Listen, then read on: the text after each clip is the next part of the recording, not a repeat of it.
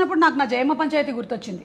Yes, మాది కూడా it is a satirical humour ఎవరి వల్ల సెడ్ అవరా ఈరన్నా అంటే నోటి వల్ల సెడ్ అనరా Katam Raja on how people should be helpful to each other. ఈడ్లు అంటే చదివింపులు ఏదైతే ఉన్నాయో ఒకళ్ళ పెళ్లికి ఇచ్చేది ఎందుకు అంటే లేదా వాళ్ళ ఇంట్లో ఫంక్షన్ కి వాళ్ళ ఖర్చులన్నిటికీ అది సరిపోయేలాగా ఇస్తారన్నమాట ఊర్లో వాళ్ళందరూ. అలా స్టార్ట్ అయింది ఆ కష్టం. తర్వాత ఏమైంది, ఈవిడికి ఒక ప్రాబ్లం వచ్చినప్పుడు ఎవరు ఇవ్వట్లేదు ప్రాపర్ గా, అందుకని లెక్కలు వేసుకుని నేను 10 రూపాయలు ఇచ్చాను నువ్వెందుకు 5 రూపాయలు ఇచ్చావని గొడవకి వెళ్ళిపోతుంది. అదే ఈడు పంపించలేదని నాకు కుదరలేదని చెప్పాను కదా జయమ్మ.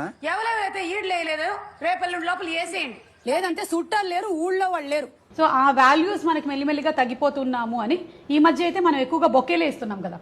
బొక్కలో బొక్క మనకి ఏం చేసుకోవడానికి చెప్పు ఎక్కడ పెట్టుకుంది, ఎక్కడ పెట్టుకోమంటే అక్కడ పెట్టేసుకుంటాను. అందుకే దాని పేరు బొక్క. బొక్కే బొక్క అది బొక్కే. డబ్బులు పెట్టి బొక్కరా నీకు అని చెప్తున్నారు వాడే. అరే బొక్కేరా నువ్వు పెట్టుకొని అయినా మనం బొక్కే అయినా మనం వాడుతూనే ఉన్నాం. నిజమేనా